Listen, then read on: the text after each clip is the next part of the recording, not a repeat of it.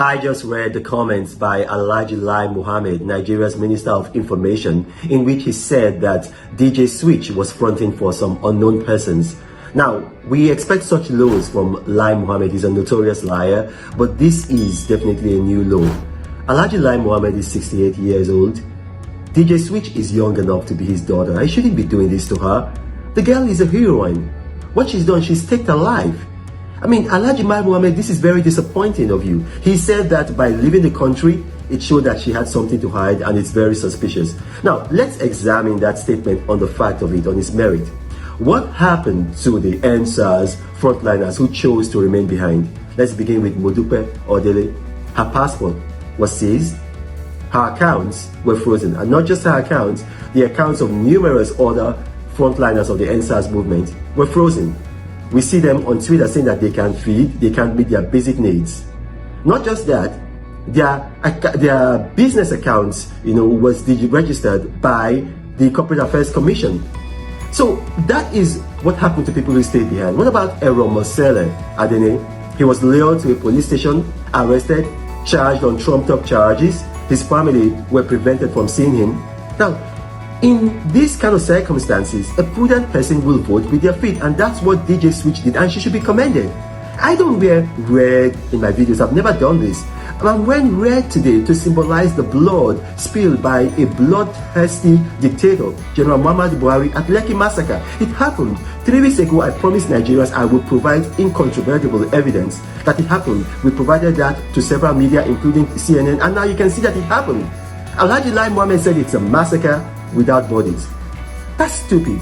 I provided evidence of a mother in London who said her son was killed, and on CNN you saw a boy who said his brother was killed. We showed you bodies.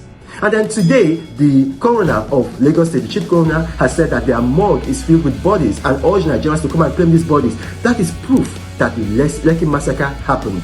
My name is Reno Omokiri. Now, I'm not a leader of the ENDSARS movement. I just endorse it, and I encourage you to keep supporting it. Thank you.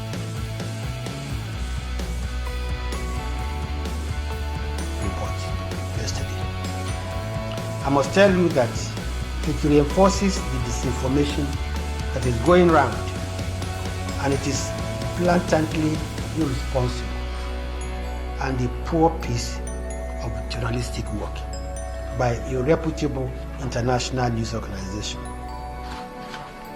CNN engaged in incredible sensationalism and did a great disservice to itself and to journalism.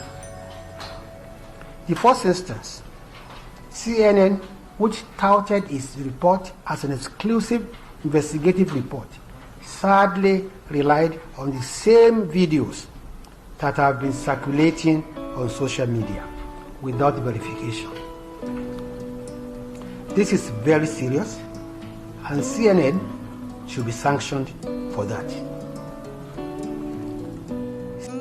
They relied on the same videos that have been circulating on social media without verification.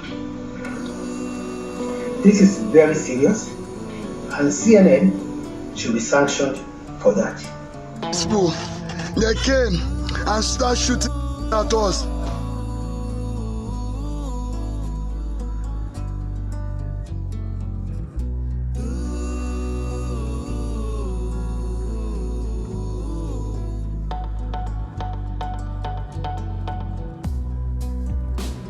Now peaceful protest, Abi?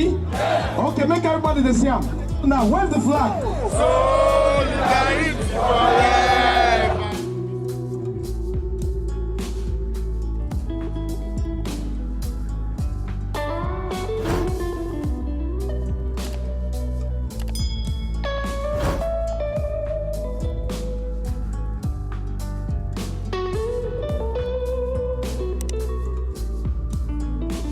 The Nigerian army that is supposed to protect us came with no warning, none, nobody, no representative to come speak to us first. At least they just came in guns blazing. We heard gunshots from behind the toll gate, because we were on one side of the toll gate, and we heard gunshots from behind and people running. So what we did was just to go down and sit down and just stay still, wave our flag. So because we believe that if we waved our flags, they would see that we are not here to cause any harm.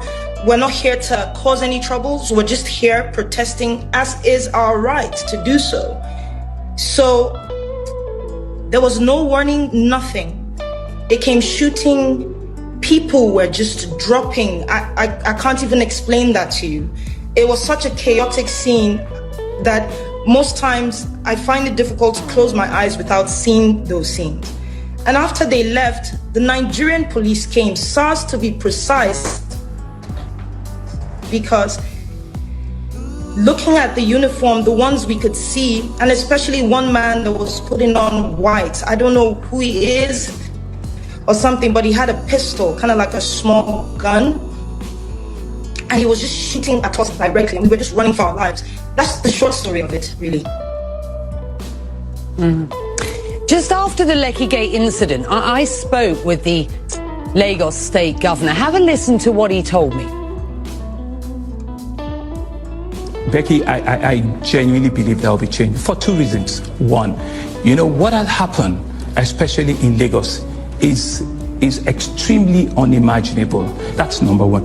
Number two, it was a clarion call, you know, for all of us in government, you know, especially, you know, understanding and realizing, you know, what the youth, what they truly want us to be doing, you know. So it hit all of us like a thunderbolt, and it was just, you know, a wake-up call. Your response to what you just heard there? With no due respect, I actually challenge the governor of Lagos State to just say the truth. They know the truth. It's been out there, there are conflicting stories with each other. Nigerians have died. This is not a time to play games. Families are looking for their loved ones. To be honest with you, with regards to me,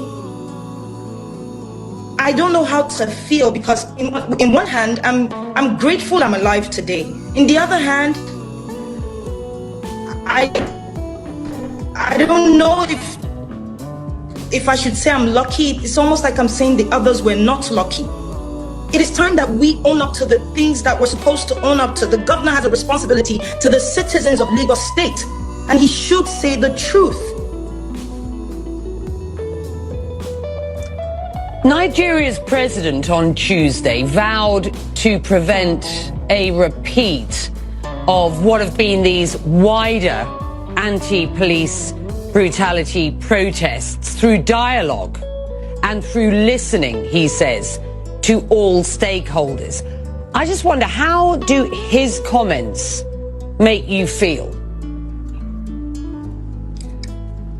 To be honest, Becky, at this point, I do not hold what the President of the Federal Republic of Nigeria says to any, I can't hold it to heart. Nigeria is a dictatorship with a democratic face. And I think that is primarily to please the international communities. It is our right to protest anything that we see and change that we demand.